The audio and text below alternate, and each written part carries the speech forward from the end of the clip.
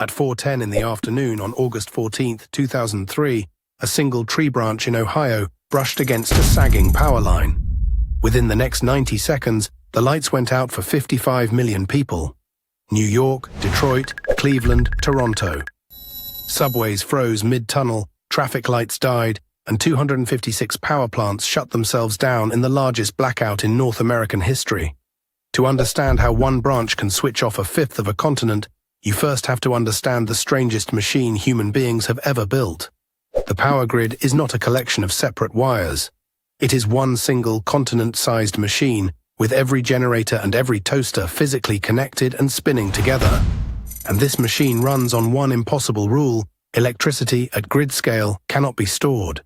Every watt you use is being generated in that exact same instant, somewhere far away. That means supply and demand must balance perfectly, every single second of every day. Too much power and equipment fries. Too little, and the whole system starts to stall. The heartbeat of this balance is frequency. Across North America, everything hums together at exactly 60 cycles per second, and even tiny wobbles are an early warning of disaster. So in quiet control rooms across the continent, human operators watch screens day and night, nudging power plants up and down to keep that pulse steady. Most of us never think about any of this. We flip a switch, the light comes on, and an invisible machine the size of a continent takes the credit in silence. August 14, 2003 was hot across the American Midwest. Millions of air conditioners switched on at once, and the wires of northern Ohio carried far more current than usual. Here is a piece of physics nobody thinks about. When a power line carries more current, it heats up. And when metal heats up, it expands. Heavily loaded power lines physically sag toward the ground. The local utility, First Energy, was supposed to keep the corridors beneath its lines trimmed. But that summer, some of its trees had grown tall, and they were quietly waiting. At 3:05 in the afternoon, a line called Harding-Chamberlain sagged into a treetop and short-circuited. Protective relays did their job and switched it off instantly. On a normal day, that would be a footnote. The current simply rerouted onto neighboring lines, which now carried extra load through the hottest hour of the afternoon. Inside First Energy's control room, an alarm should have been screaming. Instead, there was silence, because at 2:14 that afternoon, the alarm software had quietly crashed. The culprit was a rare software flaw called a race condition, two processes fighting over the same memory. The alarm system froze, and nobody noticed that it had frozen. For more than an hour, operators stared at screens telling them everything was fine, while outside, their grid quietly lost line after line to the trees below. Phone calls started coming in from neighboring utilities. "Are you seeing this? Your lines are tripping." The operators, trusting their silent screens, insisted nothing was wrong. Investigators later found a window of more than an hour in which cutting a little load would have stopped everything. The window closed, unused. At 3:32, a second overloaded line, Hannah Juniper, sagged into another tree and tripped. Then a third went down. Each failure poured more current onto fewer and fewer wires. By 4:05, the remaining lines into Cleveland were carrying nearly double their rated load, running hotter, sagging lower, and one by one finding trees of their own. At 4:05 and 57 seconds, the Samis Star line tripped, not from a tree, but from pure overload. That was the moment the problem stopped being Ohio's and became everyone's. Ohio was still hungry for power, so physics found another path. Enormous flows of electricity began looping through Michigan and Ontario to reach Cleveland the long way round. 2,000 megawatts surged through wires never designed to carry it. Voltages plunged. Relays across 4 states saw impossible readings and began making their own local decisions. Each relay was doing exactly what it was built to do: protect its own equipment. Together, they were tearing the machine apart, one protective click at a time. What happened next took 90 seconds, less time than it takes to read a paragraph, and it moved far faster than any human being could react. Lines tripped across Michigan, the power flow reversed and slammed east. Every trip made the next trip more likely, dominoes falling in every direction at the speed of light. Power plants watched the chaos arriving and did the only safe thing. They disconnected to protect their turbines. In total, 256 plants shut down, including 10 nuclear reactors.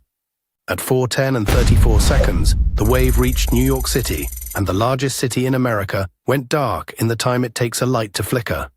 When the dominoes finally stopped falling, the blackout stretched from Detroit to Toronto to New York, across an area holding 55 million people. And then, across a fifth of a continent, the constant background hum of civilization, a hum most people had never consciously heard before, simply stopped. In New York, 400,000 people were riding the subway when the power died. Trains coasted to a halt in black tunnels between stations. Hundreds of people were sealed inside elevators. Traffic lights blinked out at 11,000 intersections at once, and the streets locked solid within minutes.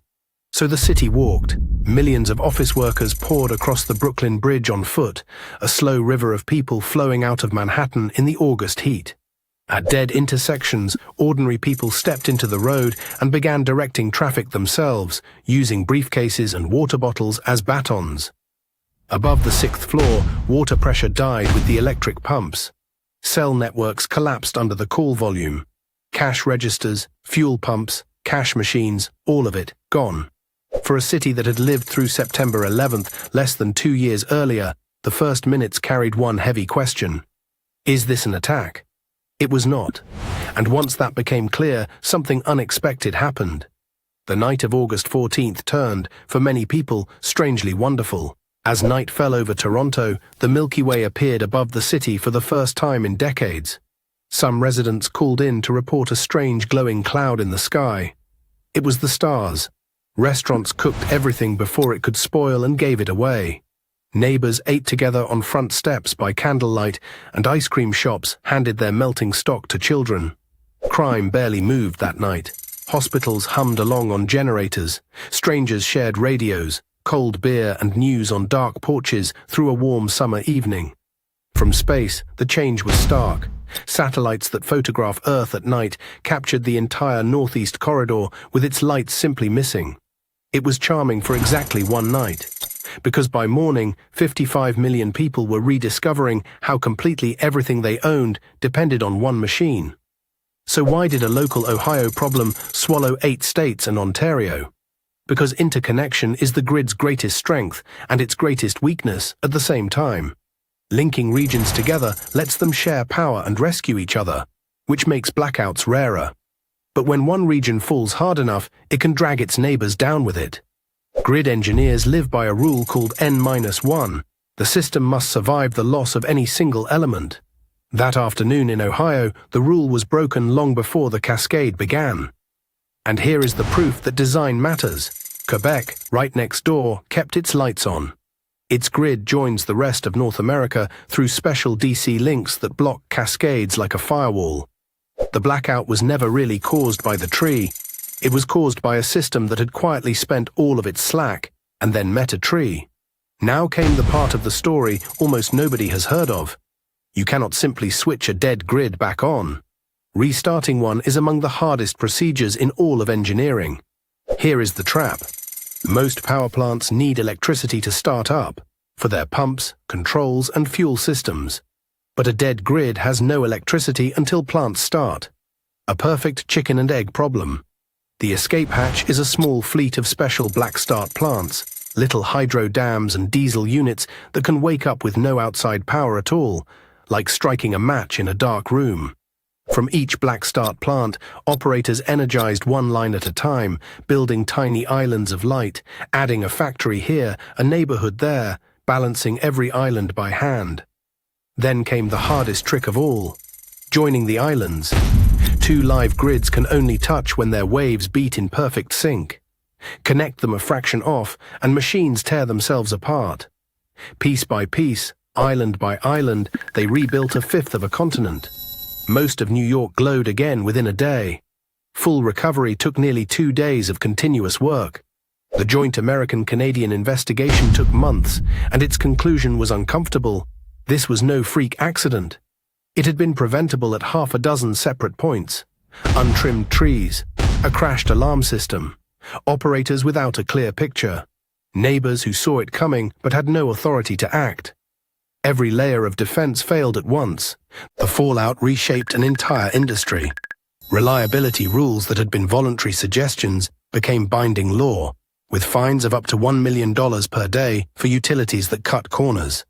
Tree trimming went from an afterthought to a legal obligation, and control rooms were rebuilt so that no operator would ever again be flying blind over their own grid. And it worked mostly. North America has not suffered a cascade that size since. But the machine those operators balance has only grown harder to balance. Demand keeps climbing.